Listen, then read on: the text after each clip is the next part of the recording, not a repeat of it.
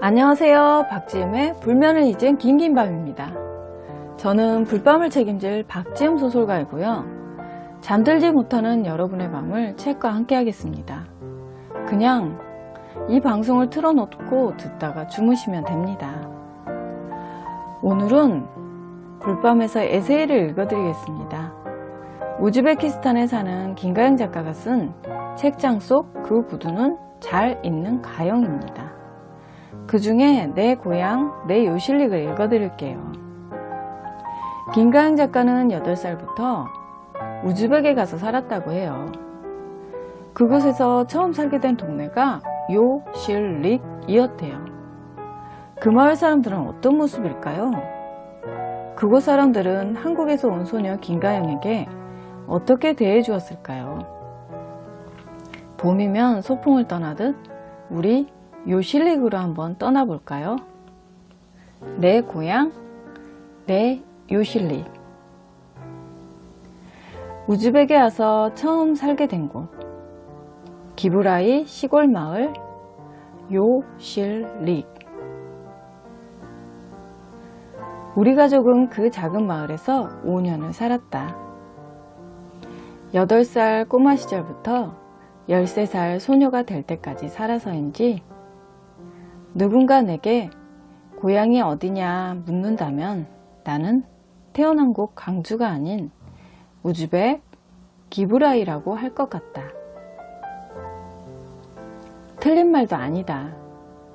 원래 고향은 마음속에 깊이 간직한 그립고 정든 곳이라고 했으니까.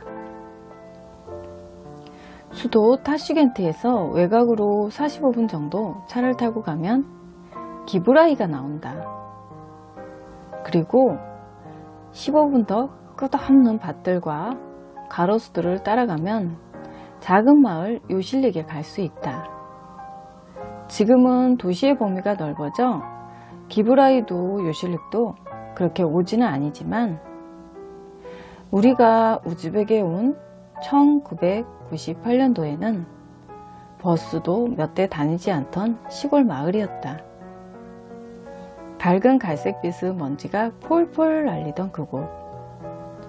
하지만 자세히 들여다보면 그 안에 형형색색의 미소를 머금은 사람들이 있는 곳. 그곳이 내 고향 요실릭이다. 요실릭의 첫인상은 마치 TV에서 흑백으로 나오던 한국의 1950년대나 1960년대 같았다. 슈퍼마켓 하나 없고 장을 보려면 버스를 타고 1시간은 나가야 했다. 전화기가 있는 집도 마을에 몇 안 되어서 전화 한번 하려면 용기를 갖고 이웃집 문을 두드려야 했다. 전화벨 소리보다 우체부에 문 두드리는 소리가 더 익숙하던 곳. 하지만 그만큼 자연이 가까워 대문만 열고 나가도 멀리 사철 눈 덮인 칭간산이 보였고 집집마다 자라는 과일 나무들에서 익어가는 과일 단내가 골목에 짙게 배어있던 곳이었다. 우리 가족은 부모님의 직장 때문에 꿈에도 상상해 본 적 없던 우즈베키스탄 기브라이로 오게 됐다. 고모부가 요실릭에 양파망 공장을 열게 되어 아빠는 공장장으로, 엄마는 여공들 관리자로 일하게 되었다. IMF 여진이 이어지던 시절이었다.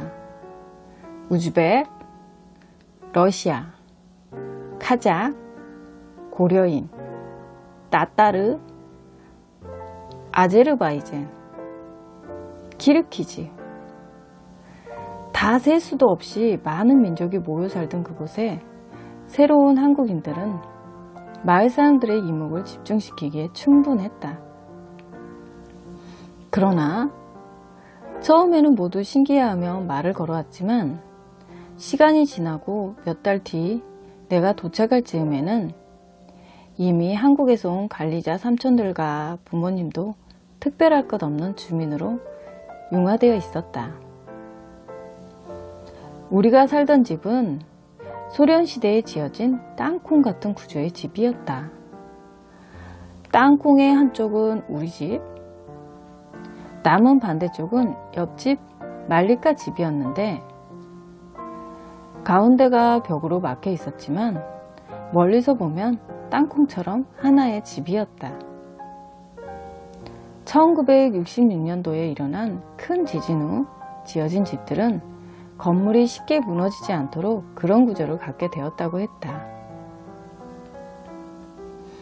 집에서 가장 좋았던 건 넓은 마당과 한국에서는 본 적도 없는 여러 종류 과일나무, 그리고 작은 러시아식 사우나를 개조해 만든 닭장이었다. 총총거리며 날개를 펼치던 50마리의 병아리들은 곧 오도도 뛰어다니는 닭이 되었다. 닭장에 들어갔다 나오는 엄마 품에는 플라스틱 바구니 가득 달걀이 채워졌다. 한국에서도 자연과 가까웠던 우리는 우즈벡에서의 생활에 빠르게 적응했다. 특히 평생 흙을 떠나 살아본 적이 없는 엄마는 보기만 해도 오져 죽겠는 기름진 텃밭을 보며 피로를 떨쳐냈다. 물론 익숙해지지 않는 점도 있었다. 온돌이 없어 온기가 없는 마룻바닥은 삐그덕거리며 세월의 신음을 토해냈고, 밤마다 마루 아래에서는 쥐들이 달리기 하는 소리가 들렸으며 벌어진 틈 사이로 도마뱀들이 밤 산책을 나왔다. 마을의 집들은 거의 마당과 밭이 딸린 주택들이었는데 모든 담장이 마름모 모양으로 엮인 철조망으로 되어 있었다. 누구네 집 할 거 없이 다 녹슬어 있어 보호의 목적보다는 그저 옆집과 내 집의 땅을 구분 지어주는 역할 정도로만 보였다. 그게 동물들에게는 국경 없는 세상처럼 보였다. 동네 개들은 담장 밑을 자유롭게 돌아다니고 가끔 옆집 토끼가 철망 밑에 땅굴을 파서 놀러 오기도 했다. 옆집 할머니의 가출한 닭이 담장을 넘고 넘어 골목 끝 지붕 위에서 발견되는 날이면 옆구리에 닭을 끼고 돌아오는 할머니의 발걸음에 맞춰 동네 개들의 오합지졸 합창이 울렸다. 하지만 철조망은 우리를 자주 당황하게 했다. 거실에서 밥을 먹고 있으면 집 앞 골목을 지나던 이웃이 맛있게 식사하려면 손을 흔들어 인사를 하고, TV를 보고 있으면 뭘 그렇게 재미있게 보냐며 담론으로 말을 걸어왔다. 그런 생활에 익숙지 않던 우리는 사생활이 지켜지지 않아 힘들어했지만 나이든 토박이 이웃은 담장을 올리는 건 마음의 벽을 올리는 것과 같다 라며 허허 웃으셨다. 정말 사람들은 마음의 벽이 없는 것처럼 보였다. 그래서였을까? 이웃들은 휠체어를 탄 한국인 소녀를 기꺼이 자신들의 마음밭으로 들여주었고, 편견 없이 사랑의 눈길로 바라봐 주었다. 요실릭에서의 하루하루는 사건 사고 없는 나른한 동화 같았다. 언뜻 들으면 지루하고 따분하지만 악당도 슬픔도 없어 저절로 마음이 편해지는 그런 동화 말이다. 어린 시절 나는 날씨만 허락하면 산책하러 나갔다. 40도를 넘어 아지랑이가 피어나고 길이 지글지글 소리를 내어도, 영하의 날씨에 길이 얼어붙어도, 눈과 비만 내리지 않으면 집 밖으로 나갔다.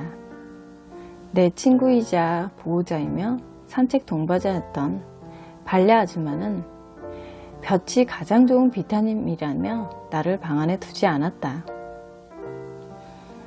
곳곳이 파여 울퉁불퉁하고 소똥과 양똥, 지뢰가 곳곳에 흩어 뿌려진 길이를 고개하듯 운전할 때면 휠체어 위의 작은 몸은 좌우로 흔들렸다. 작은 돌멩이가 바퀴 밑에 걸리면 내 몸은 프라이팬 속 팝콘처럼 튀어올랐고, 그럴 때면 웃음도 함께 터져서 발레 아줌마와 나는 길이의 웃음을 흩뿌리며 다녔다. 아줌마는 나를 마을 곳곳으로 데려가 주었다. 보통 걸음으로 1시간이면 다 돌아볼 작은 동네였지만 우리는 구석구석 오지랖을 부려보느라 더 많은 시간을 길 위에서 보냈다. 모퉁이 할아버지 집 앞에선 대문 앞에 궁전처럼 둘러싸인 장미향기를 꼭 맡았다. 온종일 짖는 갈림길 왼쪽 집 갈색개에게 꼬박꼬박 인사를 건네고 길가에 핀 냉이꽃도 하나름 손에 쥐어야 했다. 그러다 누가 발라 까요 하고 부르면 함께 나무 그늘 밑으로 들어가 수다를 꽃 피웠다. 아주머니들의 수다 주제는 주로 아침에 마을 구멍가게에 들어온 부안가, 네모난 빵이었다. 상급 밀가루로 만든 게 아닌 것 같다는 얘기와 오후에 밭고랑에 물이 들어올 거라는 이야기들이었다. 고랑에 물이 들어오면 집집마다 수로에 막아뒀던 판자를 치워 마당밭에 물을 대고 자신의 밭이 충분히 적셔지면 다음 집을 위해 다시 수로를 막았다. 발레 아줌마의 붉은 볼터치는 수다가 길어질수록 더 붉어졌고 나는 길을 쫑긋 세우고 냉이꽃 씨앗을 만지작거렸다. 그러다 누가 이번에 만든 딸기잼에 뭔가 부족한 것 같다며 집으로 들어가 종지에 담아내오면 아주머니들은 상급이 아닌 1급 밀가루로 만든 노루스름한 부안가에 딸기잼을 정성스레 발라 내 작은 손에 쥐어주었다. 여름나무 그늘 아래에서는 그렇게 매일 작은 시식회가 열렸다. 그 수다 타임에 내 피아노 선생님이자 마사지 선생님이었던 레나 선생님이 합류하면 우리는 마을에서 유일하게 수영장이 있던 그녀 집으로 우르르 몰려가 푸른 수영장물에 발을 담그며 한여름 더위를 쫓아냈다. 피아노 선생님이던 그녀에게 나는 피아노 레슨을 받다가 러시아어 레슨을, 그리고 마지막에는 그녀가 교통사고 후 맹신하게 됐던 지압 마사지를 받았다. 한마디로 그녀는 나의 만능 선생님이었다. 다정한 레나 선생님은 내가 놀러가면 회색 페르시안 고양이 페르시크를 내게 안겨주고 입으로는 아주머니들과 온 동네 소식들을 늘어놓으며 손으로는 양털 같은 내 검은 곱슬머리를 간자놀이 옆에 양갈래로 묶어줬다. 선생님 집 마당에는 꼬리가 푸른 노란 앵무새가 쉬지 않고 제잘거렸다. 레나 선생님은 자세히 들으며 앵무새가 선생님의 아들 이름인 야샤라고 말하고 있다며 뿌듯한 표정으로 자랑했지만 누구도 그 말에 고개를 끄덕이지는 않았다. 한 번은 수영하는 아이들을 바라보는 내게 레나 선생님과 발레 아줌마 그리고 다른 아주머니들이 모여서 수영을 가르쳐 주겠다며 나섰다. 내 몸에 튜브를 끼우고 2명은 물 밖에서 2명은 물 안에서 나를 잡으며 물속으로 조심히 내려줬다. 하지만 몸에 힘이 없는 나는 고개를 가누지 못해 물만 잔뜩 마시고 눈물 콧물을 쏟으며 물 밖으로 나와야 했다. 그때 처음 알았다. 수영장 물맛은 소독약 맛이라는 걸. 그들은 수영하는 아이들을 바라보는 내 눈빛을 읽었던 것이다. 그 작은 마음이 소외감으로 차지 않도록 나서서 수영장에 들여주는 어른들이 없었다면 나는 평생 수영장에 들어가 보는 경험도 해보지 못했을 거다. 우리 집에서 3분 거리인 발레 아줌마의 집에 가는 길은 매번 30분도 더 걸렸다. 파란 대문을 들어서면 아줌마는 제일 먼저 닭들을 마당에 풀어 자유를 주고 개와 닭들의 밥그릇에 깨끗한 물을 채운 다음 우리에게 뜨거운 홍차를 내어줬다. 더우니 시원한 걸 달라는 투정에는 얼음 대신 각진 설탕을 하나씩 찻잔에 넣어주었다. 그러면 우리는 뜨거운 것도 있고 달콤한 홍차를 마시며 병아리들처럼 삐약거렸다. 구멍가게의 주인 아줌마 몸무게가 130kg인지 120kg인지 레나 선생님네 야샤가 적은 용돈에 골이 나서 수영장에 개를 풀었으니 뱀을 풀었니 하는 이야기들이었다. 그런 결론도 없는 이야기를 하다 따분해지면 우리는 병콜라를 마시러 바자르 치크라고 부르던 마을 장터에 갔다. 이름부터 시장인 바자르에 작다는 뜻의 치크를 붙여 작은 시장이라 불리던 바자르 치크. 마을 입구 큰 오디나무 아래 자리 잡은 바자르 치크는 장터라고 해봐야 주인 아저씨 한 명 앉아있기도 좁아 보이는 가게와 작은 의자에 해바라기 씨와 껌, 꾸루뚜, 말린 요구르트를 놓고 팔던 아주머니 2명이 전부였다. 저녁 때가 되면 집에서 수확한 채소를 파는 노점상도 있긴 했지만 집집마다 텃밭이 있어 토마토나 오이를 따로 돈 주고 사 먹는 사람은 적었다. 백숨을 내면 해바라기 씨 1컵과 딱딱한 껌 3개, 그리고 꾸루뚜 2개를 살 수 있었다. 발레 아줌마의 앞니를 벌어지게 만든 주범 해바라기 씨를 1컵 달라 하면 주인 아줌마는 인심을 더해 1컵 반의 해바라기 씨를 세모나게 접은 신문지에 콘 아이스크림처럼 담아주었다. 나는 딱딱한 껌을 씹고 아줌마는 해바라기 씨를, 나타샤는 꾸루뚜를 먹을 수 있는 백수무 행복이었다. 작은 구멍가게에서 콜라를 사면 주인 아저씨는 미지근한 콜라를 펑 소리를 내며 병따개로 따줬는데 아이들은 콜라보다 경품수점 그림이 그려져 있던 병뚜껑부터 아저씨 손에서 낚아채 들여다보기 바빴다.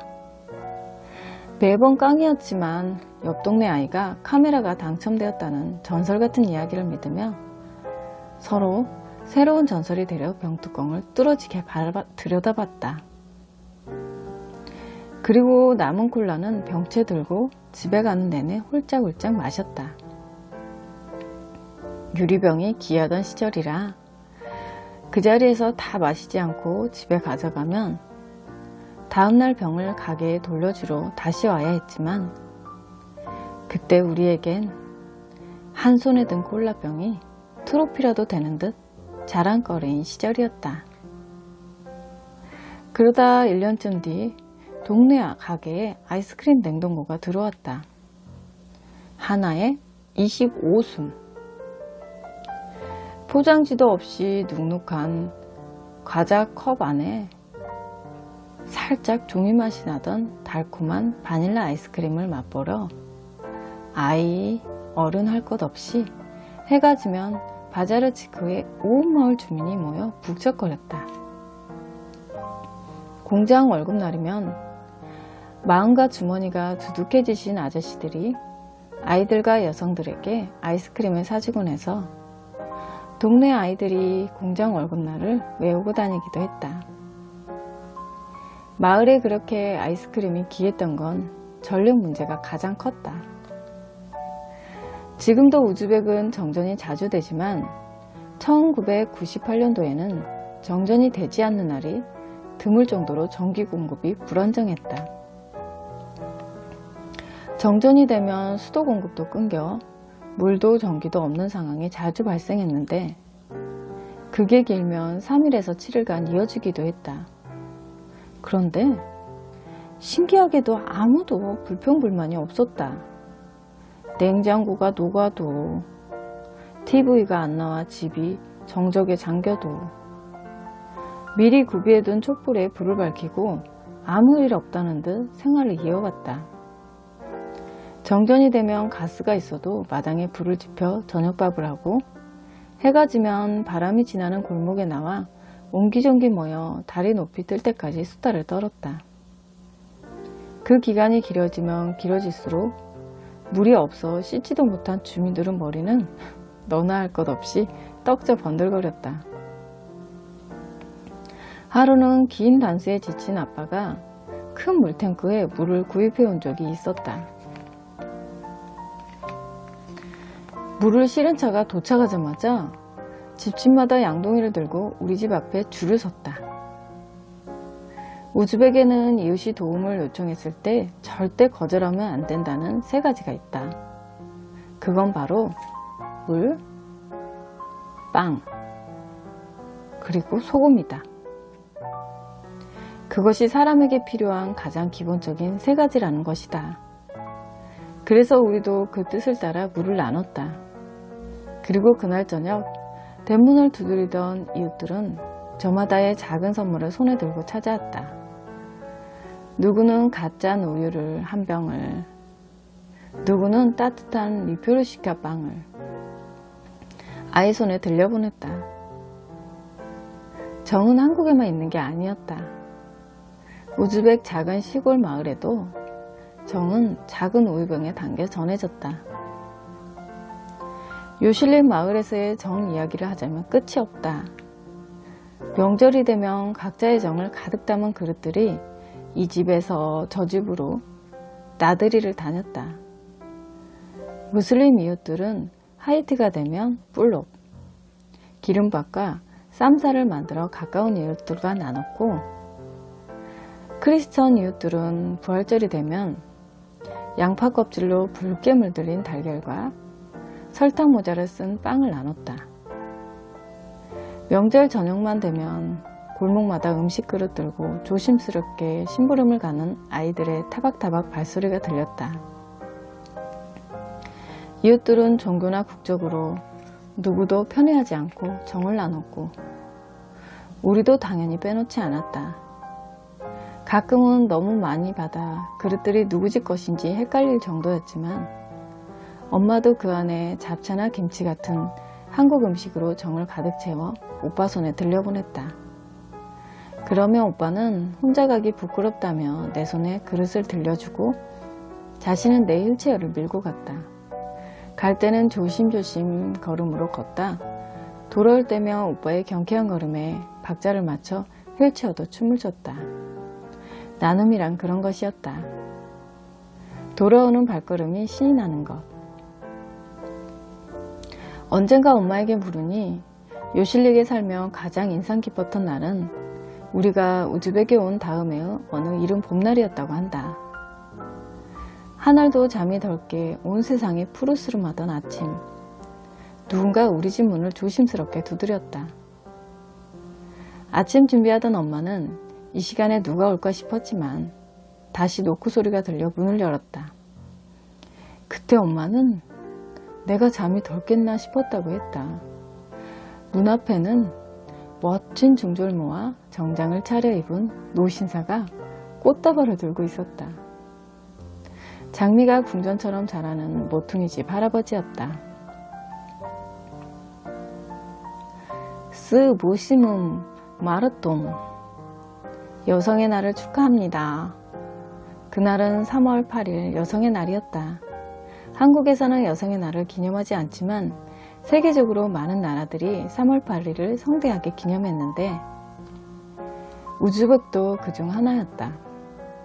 할아버지는 몇십 송이의 노란 수선화로 만든 큰 꽃다발과 조금 더 작은 꽃다발을 엄마에게 안겨주었다. 큰 꽃다발은 엄마 것, 작은 건 내 것이었다. 할아버지는 여성의 날 몇 달 전부터 수선화를 심어 가꾸고 여성의 날에 맞춰 꽃이 필 수 있게 정성을 기울였다. 그리고 3월 8일 아침, 꽃이 되어 피어난 할아버지의 정성을 곱게 모아 이웃 여성들에게 사랑과 존경을 표하는 선물을 하셨다. 그날 아침 꽃병에 물을 채우던 엄마의 표정도 수선화처럼 맑게 피어났다. 고려인 친구들에게 배워 아리랑을 부를 줄 아시던 할아버지는 마당에 다양한 꽃들을 심어 놓으셨는데 언제나 이웃들에게 꽃이나 화분을 나누며 즐거워하셨다. 엄마도 할아버지에게 꽃을 얻어 마당을 꽃으로 채우곤 했다. 어떤 애는 알사탕처럼 여러 빛깔을 가진 채송화로, 어떤 애는 크렘리느 별이라고 불리던 붉은 담쟁이꽃으로 집에 색을 입혔다. 한 해는 박씨를 심었는데 포도나무를 올리기 위해 세워둔 아치형 파이프를 타고 자라난 박 덩굴은 생각보다 더 잘 자라 포도나무 파이프에 어른 머리보다 훨씬 큰 초록박들이 주렁주렁 열렸다. 동그란 박, 길쭉한 박, 밑에는 둥글고 위에는 손잡이처럼 기다란 박.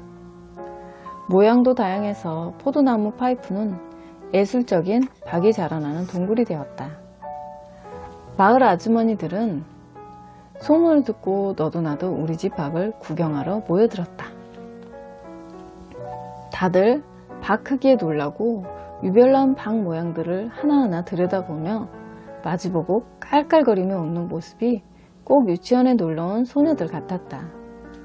엄마가 나를 위해 심었던 박 정원은 마을의 놀이공원이 되었다. 그러나 우리 엄마는 그쯤에서 시시하게 끝낼 사람이 아니었다. 박들이 단단하게 익자 엄마는 때가 되었다는 듯 큰 드럼통을 반으로 잘라 냄비처럼 만들고 박들을 나무에서 내려 깨끗하게 목욕체계를 시켰다. 그리고 옛날 이야기 속의 흥부놀부처럼 톱으로 쓱싹쓱싹 박을 반으로 잘라 숟가락으로 속을 파냈다. 엄마 옆에서 따라한다고 박 속을 파내다 손을 입에 댔을 때 느꼈던 쓴맛은 아직도 떠올리는 것만으로도 미간을 찌푸리게 한다. 하지만 엄마는 쓴맛에 손이 저려져도 아랑곳하지 않고 장작을 피워 드럼통 냄비에 박들을 넣어 삶았다. 연기로 가득 찬 마당과 드럼통 냄비 안을 긴 나무 막대길로 휘저는 엄마의 모습은 꼭 마법 스프를 끓이는 마법사 같았다. 시간이 얼마나 지났을까? 저녁 무렵 햇님도 지쳐 노을빛을 따라 퇴근하고서야 냄비에서는 노랗게 익어 김이 모락모락 나는 바가지들이 나왔다. 엄마는 잔뜩 부른 박들을 때를 밀듯 수세미로 벅벅 껍질을 벗기고 며칠을 더 바람이 잘 통하는 곳에서 말렸다. 그렇게 해서 얼마 전까지 나무 위에 대롱대롱 걸려 마을 사람들에게 즐거움을 주던 박들은 한국의 시골 할머니 집에서나 볼 수 있었던 단단한 바가지로 다시 태어났다.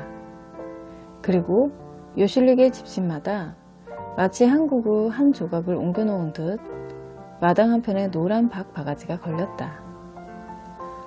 머리를 가리고 다니는 이슬람 민족 무슬림 아주머니들도, 반바지에 커트머리를 한 러시아 타타르 민족 아주머니들도 한국 바가지에 오친 하라쇼, 정말 좋아요를 외치며 엄마의 선물을 좋아했다.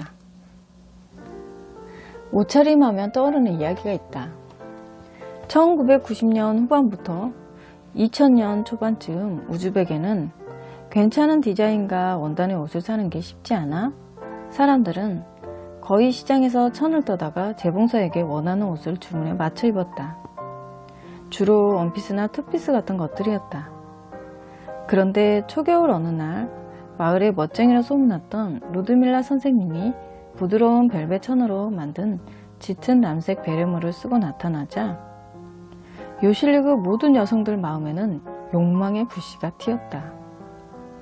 다음날 모두 앞다퉈 시장으로 달려가 남색 벨벳 천을 사서 재봉사에게 루드밀라 선생님 것과 같은 베레모를 주문했다. 재봉사는 예약자들의 성화에 밤낮 없이 재봉틀을 돌려야 했다. 벨벳 베레모가 요실릭에서 최고 유행으로 떠오르자 마을의 다른 재봉사가 남색이 아닌 보라색 베레모를 만들어 팔기도 하고 또 다른 재봉사는 머리에 장식을 더한 디자인을 내놓기도 했다. 하지만 사람들이 원하는 건 이미 여왕의 깃털이 달린 모자와 맞먹는 명성을 가지게 된 루드빌라 선생님의 것과 똑같은 디자인이라 후에 나온 업그레이드된 모자들은 원조가 아니라 인정받지 못했다. 발레 아줌마는 엄마와 내게 마을 유행에 뒤처져서는 안 된다며 직접 우리의 머리를 노끈으로 측정해 가서 재봉사에게 모자를 주문해 주었다. 그리고 며칠 뒤 무슬림도 크리스천도 가리지 않고 모두에게 가장 큰 명절인 12월 31일 연말이 다가왔다. 남자아이들은 온 마을이 울리게 팡팡거리며 봄부치키 작은 폭죽을 터뜨리고 각 가정집에서는 다들 가장 귀한 음식으로 상을 차려 12시가 되기를 기다렸다. 11시 50분부터 다들 골목으로 나와 설레는 마음을 입김으로 호호 불다가 12시 정각이 되자 각자 준비한 폭죽을 터뜨렸다. 모두들 스노우빔 고놈, 스노우빔 샤시치엠, 새해를 축하해요, 새해 행복을 축하해요를 외치며 서로를 축하하고 새로운 한 해를 맞이했다. 그런데 정말 흥미로운 일은 그의 요실릭의 연말을 장식한 것은 하늘을 밝히는 색색의 화려한 폭죽도 아이들의 웃음 가득한 함성도 아니었다. 그것은 바로 어른, 아이 할 것 없이 모든 마을 여성들이 똑같이 쓰고 나온 남색 벨벳 베레모였다. 멀리서 보면 꼭 전통 의상을 차려입은 하나의 부족처럼 보이기도 했다. 모두 서로를 바라보며 부끄러움인지 추위인지 모를 이유로 붉어진 볼을 반짝이며 웃었다. 내 머리 위 벨벳 모자에도 밤하늘에 흩뿌려진 크리스탈 닮은 별 조각들이 반사되어 빛났다. 내가 자란 요실릭은 그런 마을이었다. 다들 특출할 것 없이 동굴에서 서로에게 상처를 내지 않고 닿으면 닿을수록 서로를 윤나게 만들었다. 설령 어떤 모난 사람이 들어와도 원 밖으로 밀려내지 않고 하나로 품어주는 곳. 그렇게 시간이 지나면 모난이도 따뜻함의 모서리가 녹아 동그래지는 그런 곳. 그렇게 해서 잔뜩 웅크리고 마을에 왔던 아이는 자라나는 새싹처럼 한입 한입 어깨를 펼쳤고 기어들어가던 목소리는 역 골목까지 들릴 만큼 우렁차게 커졌다. 시간이 흘러 우리 가족은 그곳을 떠났지만 몇 년 후 다시 요실릭에 방문한 적이 있었다. 그러나 며칠 동안 설레던 마음은 차가 마을로 들어서는 순간부터 서서히 바스라졌다. 요실릭은 많은 것이 변해 있었다. 집들은 하나같이 높은 벽돌 담장 안에 숨어 있었고 옛 이웃들은 모두 마을을 떠난 후였다. 그뿐이 아니었다. 구멍가게 옆에는 미니마켓이 생겼고 아이들은 골목 대신 마을 PC방으로 모였다. 내 기억과 너무나 달라진 마을 모습은 나를 슬프게 했다. 아무나 붙잡고 마을은 왜 이리 변하고 이웃들은 다들 어디로 떠난 거냐고 따지고 싶었지만 마을을 제일 먼저 떠난 건 나였다는 사실에 고개가 절로 숙여졌다. 가장 익숙했던 길에서 미아가 된 기분이었다. 더 이상 예전 1990년대의 요실릭은 없었다. 하지만 아직도 담장 너머 과일 단내가 풍기고 키가 자란 나무가 춤을 추고 해질녘 집으로 가는 양떼의 울음소리가 골목을 채운다. 세월은 모든 것의 모양을 바꿔간다. 내가 바랐던 대로 남아있지 않다고 슬퍼할 필요는 없다. 내 기억에, 마음에, 골목골목 이웃들과의 추억이, 어린 시절 기억이 지워지지 않고 유리도 많은 스노우볼처럼 소중하게 생생하게 담겨 있으니 기브라이 요실릭은 내 안에 그대로 남아있다. 오늘도 잘 있는지 뿌리벳 안녕 내 고향 내 요실릭. 저는 우즈벡에 다녀온 후에 이 책을 읽었답니다. 그래서 그곳 사람들의 친절한 눈빛을 잘 알아요. 말이 통하지 않아도 저를 따뜻하게 바라보며 말을 걸어주던 히바의 할머니가 떠올라요. 편견 없이 바라봐주는 그 눈빛만으로 마음이 포근해졌었거든요. 우즈벡의 인종이 골고루 섞여서인지 저를 보고 타슈겐트에서 온 우즈벡 사람으로 알더라고요. 이 책에서도 어린 소녀 김가영에게 요실릭은 마치 꿈속의 마을 같은 곳이었다는 생각이 들어요. 우리 모두에게 어린 시절 고향의 풍경이 이처럼 따뜻하듯이요. 지금 김가영 씨는 다른 지역에 살지만 그녀의 추억 속에서 유실리게 사람들은 언제나 그 자리에 살아있을 거예요. 여러분, 소풍을 떠나듯 가방을 챙기고 김밥을 싸서 여러분의 고향으로 떠나보시는 것은 어떨까요? 이 밤에는 고향을 떠올려 보세요. 꿈속에서라도 갈 수 있지 않을까요? 박지음의 불면을 잊은 긴긴밤 불밤이었습니다. 푹 자고 일어난 아침에 구독과 좋아요 부탁드립니다. 김가영 작가의 책 책장 속 그 구두는 잘 있는 가영은 알라딘과 예스24 교보문고 온라인 서점에서 구매 가능합니다. 그럼 여러분, 오늘 밤도 굿나잇!